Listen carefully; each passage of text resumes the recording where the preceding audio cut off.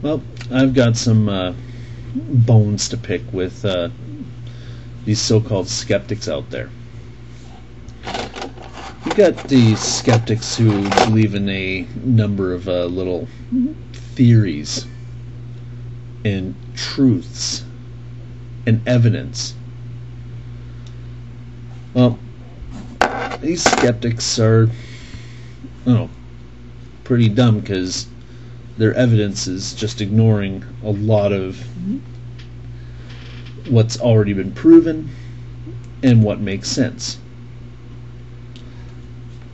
Start with one little thing that the skeptics tend to go at us about.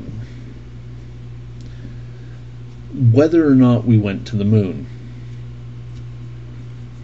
It's a funny thing for being a skeptic, just believing blindly that, yeah, we went to the moon. Like, yeah, right. And if that were true, then why'd we have such problems with, like, rockets blowing up? Just look at what they did. You've got these huge belts of radiation in orbit. You go through them, you're gonna die. The videos that, if you speed them up, they look like they're just running around on Earth. You got flags waving in an airless environment. And you've got all these moon rocks that were somehow procured from the moon, yet coincidentally Wernher von Braun went and took a side trip to Antarctica. Well, I think it's pretty obvious that the whole moon landing was a hoax, just as a means to the US having a rah-rah over the fact that they're ahead in the Cold War. Now, I also find a lot of these skeptics tend to be atheists. Like, yeah, I don't know how they can prove that there is no God. I mean, okay, Big Bang. You cannot create matter. So what makes you think some random explosion can create matter? It was God. Also, you got the story that somehow magically life started randomly in some pile of goo and suddenly became us.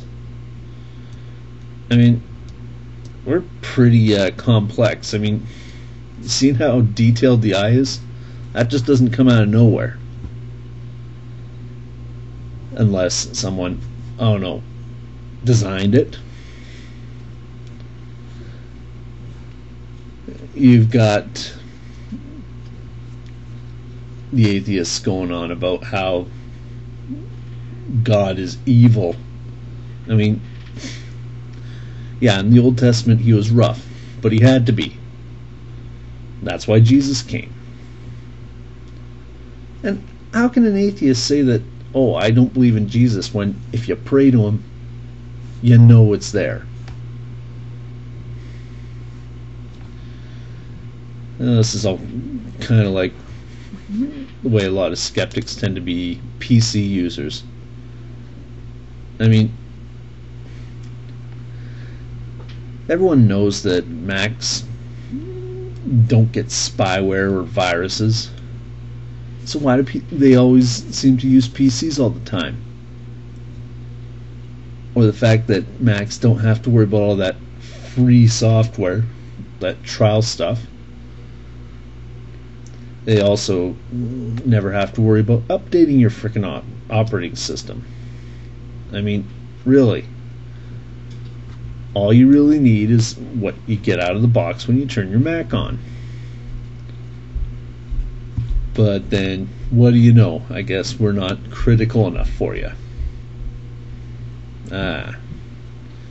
Anyways, skeptics aren't skeptic enough. They should really go back to the drawing board on it.